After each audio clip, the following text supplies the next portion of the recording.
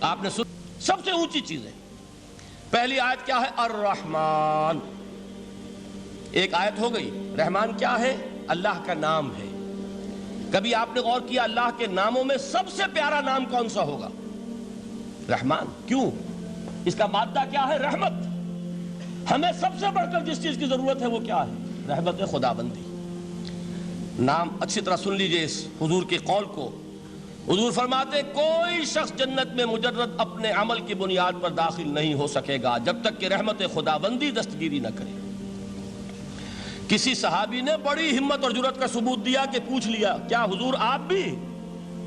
جب آپ نے فرمایا کوئی شخص داخل نہیں ہو سکتا جنت میں محض اپنے عمل کی بنیاد پر جب تک کہ رحمت خداوندی جو ہے وہ دستگیری نہ فرمائے. پوچھا گیا کیا آپ بھی؟ آپ نے فرمایا ہاں میں بھی. آپ انداز کیجئے کہ اگر محمد الرسول اللہ بھی رحمت خداوندی کے ضرورت مند ہوں تو تاب دیگراں چے رسد ہماری تو سب سے بڑی ضرورت رحمت خداوندی ہے. اب یہ رحمت جو ہے قرآن مجید میں اللہ تعالیٰ کی یہ شان دو الفاظ کے ذریعے سے آتی ہے، رحیم اور رحمان. اور کوئی مادہ نہیں ہے جس سے دو نام بنتے ہوں اللہ کے، لیکن یہ مادہ ہے واحد رحمت کا کہ جس سے رحمان بھی ہے رحیم بھی ہے. رحیم صفت مشبہ ہے. رحمت دائم ہو جائے گی، مستقل ہوگی تو رحیم کہیں گے. اور رحمان اس میں رحمت کی ہے وہ شان ہے کہ جیسے ٹھاٹھے مارتا ہوا سمندر ہو، ہیجان کی کیفیت، طوفانی کیفیت. رحمت خداوندی کا طوفانی جوش وہ ہے رحمان. آپ تو رہتے اس علاقے میں ہیں، آپ کو معلوم ہے عرب اگر بھوکا مرا جا رہا ہو تو کیا کہے گا؟ انا جوعان. پیاسا مرا جا رہا ہو انا عطشان.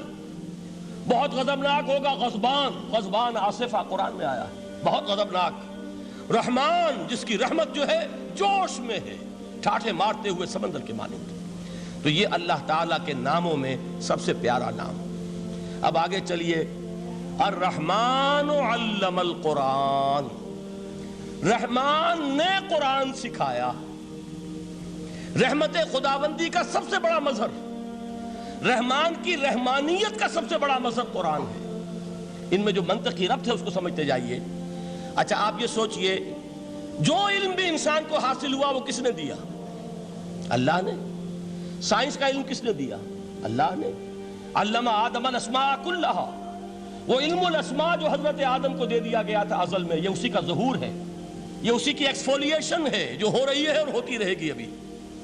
اور دوسرے علم ہے وہ کس نے دی؟ اللہ نے دی. لا یحیطون بشیء من علمہ الا بما شاء. مخلوق میں سے کوئی اللہ کے علم میں سے کسی شے کا احاطہ نہیں کر سکتا مگر وہ جتنا اللہ دینا چاہے. لیکن یہ کہ تمام علوم میں چوٹی کا علم قرآن. نوٹ کرتے جائیے، اب چوٹی کی چیزیں جمع کیجئے. اللہ کے ناموں میں چوٹی کا نام رحمان. اللہ نے جو کچھ انسان کو سکھایا اس میں چوٹی کا علم قرآن. خلق الانسان. انسان کو پیدا فرمایا. سوال یہ کہ حیوانات کو کس نے پیدا فرمایا؟ آسمان کس نے پیدا کیے؟ زمین کس نے پیدا کی؟ فرشتے کس نے پیدا کیے؟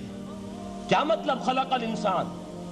اس کی تمام مخلوقات میں اس کا کلائمیکس، اس کی تخلیق کی معراج، اس کے تخلیق کا نقطہ عروج انسان ہے. یہ ہے کہ جو مسجود ملائک بنا ہے.